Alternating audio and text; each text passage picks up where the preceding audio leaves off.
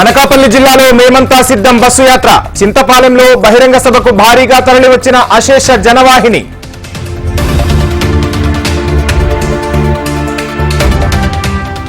ప్రధాని మోడీపై రాహుల్ గాంధీ ఫైర్. 10 ఏళ్ల బీజేపీ పాలనలో ప్రజలకు చేసిందేమీ లేదన్న కాంగ్రెస్ అగ్రనేత.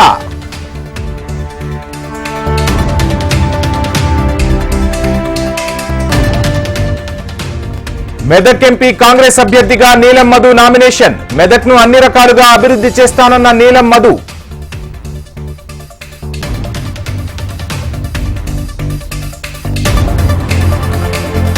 రేవంత్ రెడ్డిని కలిసిన దోనూరి అనన్యారెడ్డి. సివిల్స్ 3వ ర్యాంకర్కు సీఎం శుభాకాంక్షలు.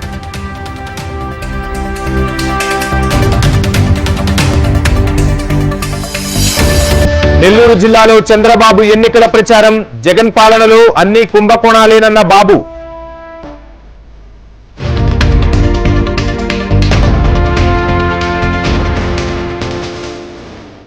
ఆదిలాబాద్ జిల్లా ఇంద్రవెల్లి అమరులకు సీతక్క నివాళి. ఆదివాసీల సంక్షేమానికి అన్ని చర్యలు తీసుకుంటామన్న మంత్రి.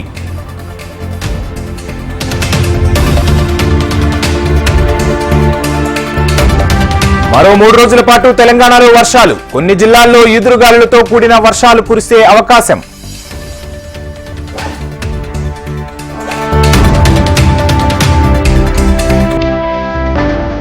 ఉమ్మడి నిజామాబాద్ జిల్లాలో అకాల వర్షం. 100 ఎకరాల్లో దెబ్బతిన్న వరి పంట.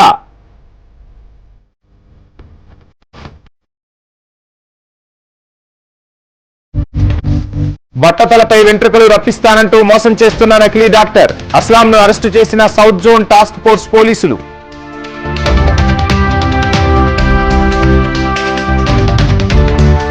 టీడీపీ అధినేత చంద్రబాబుకు ఘనంగా జన్మదిన వేడుకలు.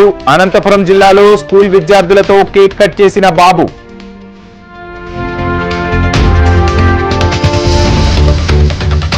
రేపు బీఫారాలు అందించనున్న టీడీపీ. పెండింగ్ లోని 4-5 స్థానాలపై స్పష్టత ఇవ్వనున్న అధినేత.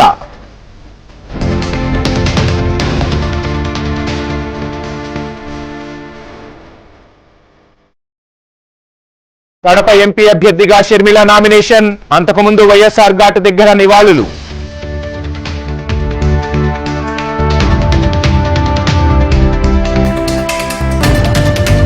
గుంటూరు వెస్ట్ వైసీపీ అభ్యర్థిగా విడుదల రజని. నామినేషన్ దాఖలు. జగన్ రుణం తీర్చుకునేందుకే ప్రజలు సిద్ధమయ్యారన్న మంత్రి.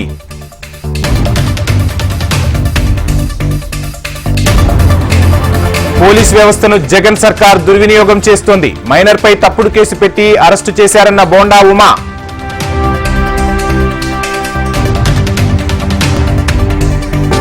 ఈ నెల 25న బంద్కు మావోయిస్టుల పిలుపు. కాంకేర్ జిల్లాలో జరిగిన ఎన్కౌంటర్ కు నిరసనగా బంద్.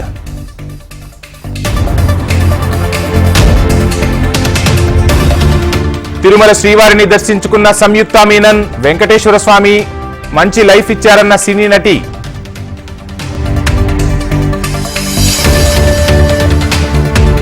శ్రీశైలంలో ఈ నెల 26న శ్రీ భ్రమరాంబికాదేవి కుంభోత్సవం. అమ్మవారికి సాత్విక బలిగా గుమ్మడి, కొబ్బరి, నిమ్మకాయలు సమర్పణ.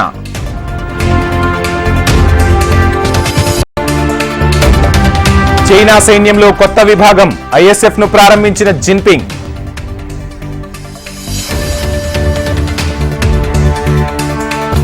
భారీ వర్షాలతో దుబాయ్ అతలాకుతలం. ప్రయాణాలు వాయిదా వేసుకోవాలని సర్కార్ సూచన.